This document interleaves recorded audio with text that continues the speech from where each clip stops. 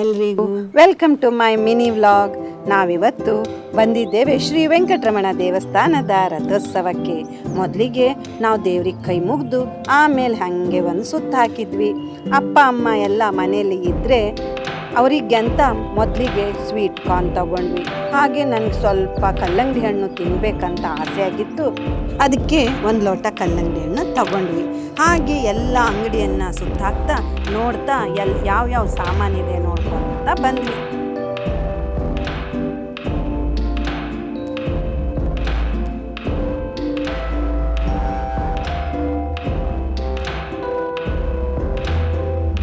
ಅಂತೂ ಇಂತೂ ಹೊಟ್ಟೆ ಪೂಜೆ ಅಂತೂ ಆಯಿತು ನಮ್ಮದು.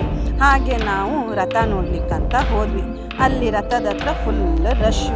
ಹಾಗೆ ದೇವರಿಗೆ ದೂರದಿಂದಲೇ ಕೈ ಮುಗಿದು ನಮ್ಮ ಮನೆಗೆ ವಾಪಸ್ ಹೊರಟ್ವಿ. ಹೀಗಿತ್ತು ನೋಡಿ ನಮ್ಮ ವೆಂಕಟರಮಣದ ರಥೋತ್ಸವ.